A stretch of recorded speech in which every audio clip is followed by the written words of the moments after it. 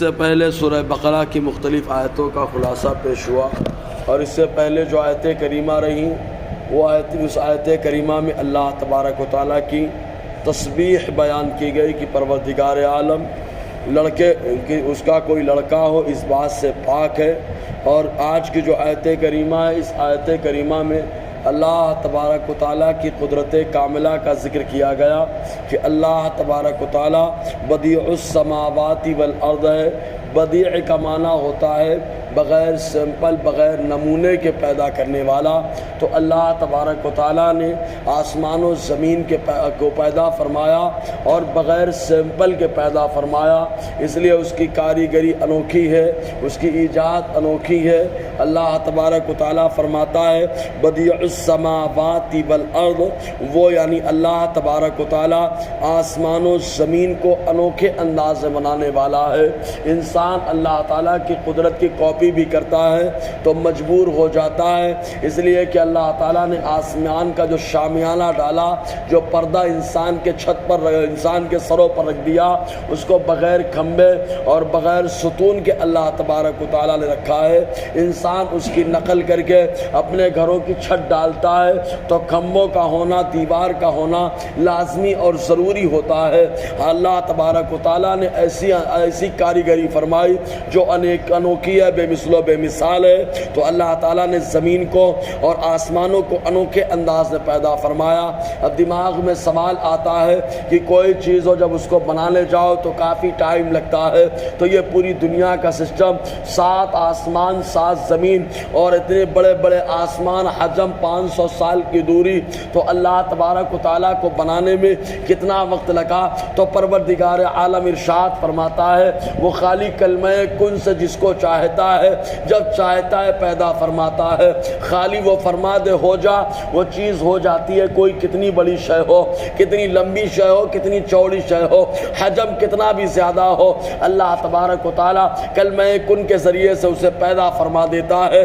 اللہ تعالیٰ فرماتا ہے وَإِذَا قَضَىٰ أَمْرًا فَإِنَّمَا يَقُولُ كُن فَيَكُونُ، اور جب اللہ تبارک و تعالیٰ کسی معاملے کا فیصلہ فرماتا ہے تو اس سے فرماتا ہے ہو جا، تو وہ چیز ہو جاتی ہے۔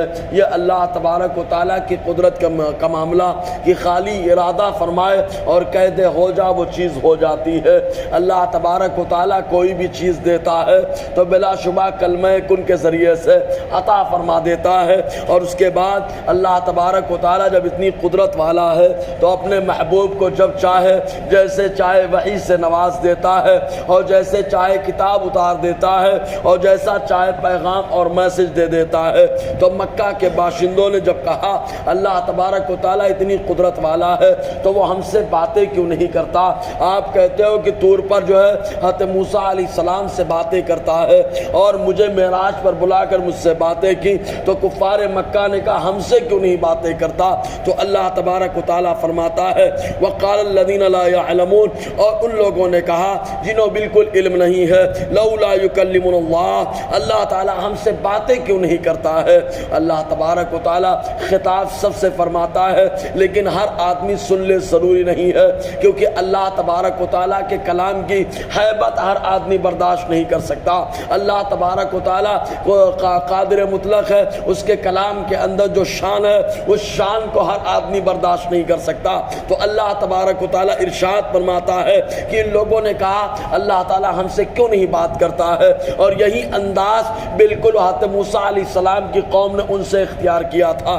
جب طور کی پہاڑی پر پہنچے اور یہ 70 ہو گئے اور 70 لوگوں نے کہا لن نؤمن لک حتی نری اللہ جہرا، اے موسیٰ تم یہاں پر بات کرتے ہو، آ کر کے ہم کو بتاتے ہو، تو آج جب تک اللہ تبارک و تعالیٰ کو کلا نہیں دیکھ لیں گے تب ہم ایمان نہیں لائیں گے۔ اللہ تبارک و تعالیٰ نے چنگھار اور آواز کو بھیجا جس کی وجہ سے 70 کے 70 موت کے آغوش میں سو گئے۔ جب سو گئے موسیٰ علیہ السلام نے اللہ تعالیٰ کی بارگاہ میں عرض کیا مولا میں میری قوم کو کیا جواب دوں گا؟ ان لوگوں کو میں لے کر کے آیا تھا، ان لوگوں کو کیا جا کر کے بتاؤں گا؟ تو اللہ تبارک و تعالیٰ فرماتا ہے ثم بعثناکم من بعد موتکم لعلکم تشکرون، پھر تم موت کے گھاٹ اتر گئے تھے، موسیٰ کی دعا کی وجہ سے ہم نے تم کو دوبارہ زندہ کر دیا۔ تو ان لوگوں نے بھی یہی کہا تھا، مکہ کے کے باشندوں نے کہا، لیکن وہاں پر موت کے آغوش میں چلے گئے اور یہاں پر محفوظ ہو گئے۔ کیوں؟ اس کی وجہ کہ اللہ تبارک و تعالیٰ نے اپنے محبوب کو سراپا رحمت بنا کر کے بھیجا،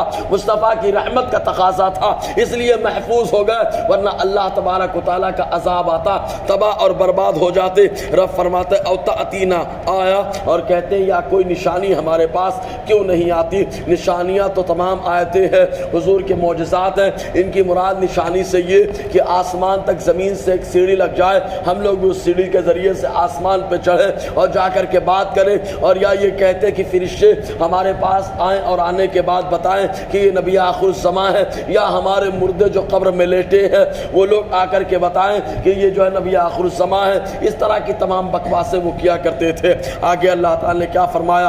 انشاءاللہ گفتگو رہے گی۔ اللہ تعالیٰ ہم سب کو فیضان قرآن، برکات قرآن سے مالا مال فرمائے۔